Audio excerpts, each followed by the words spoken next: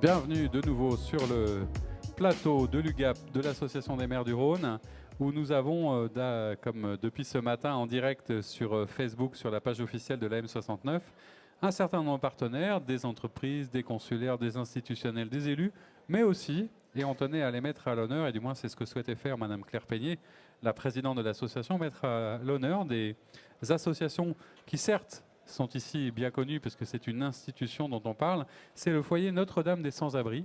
Et la présidente souhaitait mettre en avant à la fois votre action en faveur de la lutte contre l'exclusion et la pauvreté. Et donc, vous voulez vous recevoir et vous donner la parole quelques instants pour nous dire d'abord peut-être qui vous êtes et rappeler en quelques mots l'histoire du foyer Notre-Dame des Sans-Abris.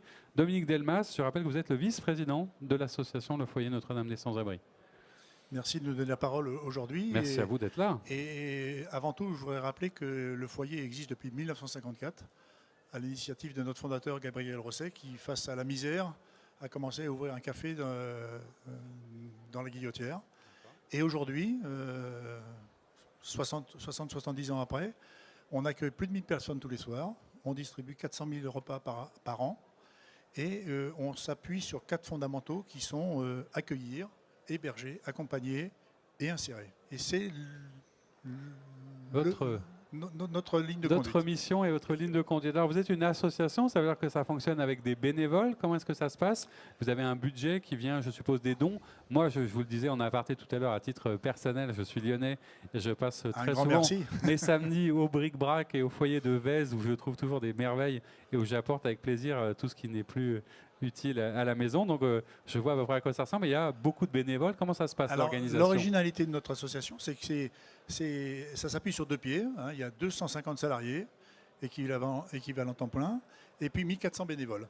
La gouvernance est tenue par les bénévoles, mais on s'appuie sur des salariés parce que la tâche est immense. Alors, qu'est-ce que font les salariés? Vous me disiez, votre budget est à peu près 20 millions d'euros, c'est ça, par an? 20 millions d'euros. Dont presque plus de la moitié provient 55% proviennent des collectivités et de l'État pour des prestations que nous réalisons pour l'État ou des aides, des subventions. Et puis le reste, on va le chercher alors à travers des bric-à-brac. On a 6 bric-à-brac à travers Lyon, mais aussi des dons. Et on a des campagnes très régulières d'appel de dons, comme toutes les associations. D'accord. Et d'ailleurs, vous ferez l'annonce tout à l'heure, mais il ne faut pas l'oublier, il y a la grande brocante du foyer qui est à Gerland, c'est ça, les 4 et 5 novembre. C'est le grand événement de la rentrée. De l'année.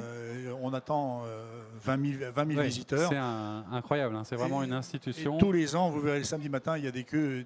Alors, on n'attend pas longtemps, mais il y a des queues à l'entrée pour bénéficier de la vente. C'est une belle initiative. Un dernier mot peut-être, parce que ça pourrait surprendre certaines personnes qui nous regardent, le lien avec l'association des maires du Rhône, enfin le lien avec les collectivités, au-delà de la mise en avant de ce que vous faites, comment vous travaillez avec les élus un peu au quotidien? Alors Madame Peigné a souhaité nous inviter, parce que nous sommes invités à ce congrès, parce qu'elle est très sensible aux soucis de l'exclusion. Et puis, on a une action orientée vers les collectivités qui consiste à aller planter des arbres dans les communes à travers une campagne qu'on appelle les arbres de la solidarité. On arrive à collecter et planter chaque année 300-400 arbres. Ça nous aide grandement dans notre fonctionnement. Eh bien, merci beaucoup d'être venu nous voir. Un grand merci, un grand bravo pour votre action et votre initiative.